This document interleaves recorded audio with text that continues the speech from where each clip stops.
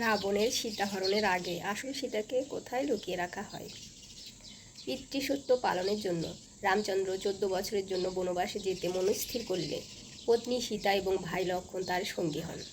সমস্ত অযোধ্যাবাসীকে কাঁদিয়ে রাজ্য ত্যাগ করে বনে প্রবেশ করেন তারা। এরপর অরণ্যের মধ্যে পণ্য কুটির বানিয়ে বাস করতে থাকেন। বনবাসে থাকাকালীন একদিন লক্ষ্মণের অনুপস্থিতিতে রাম ও সীতা যখন কুটিরে একা আছেন, তখন অগ্নিদেব ব্রাহ্মণ বেশে তাদের সম্মুখে আসেন। এসে অগ্নিদেব নিজের আসল পরিচয় দেন এবং রামকে বলেন, প্রভু, আপনার তো কিছুই অজানা নয়। আর কয়েকদিনের মধ্যে রাবণ আসবে দেবী সীতাকে হরণ করতে। তাই সীতা দেবীকে সুরক্ষিত রাখতে দেবতারা পরামর্শ করে আমাকে পাঠিয়েছে। আমার সঙ্গে গেলে দেবী সীতা সুরক্ষিত থাকবেন। তখন অগ্নিদেবের কথায় রাম সম্মত হন এবং সীতাকে তার হাতে তুলে দেন।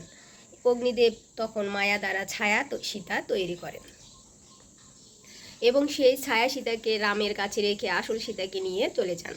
যাওয়ার সময় অগ্নিদেব জানান, রাবণের মৃত্যুর পর যখন সীতার অগ্নি পরীক্ষা হবে, তখন আসল সীতাকে ফেরত দেবেন তিনি।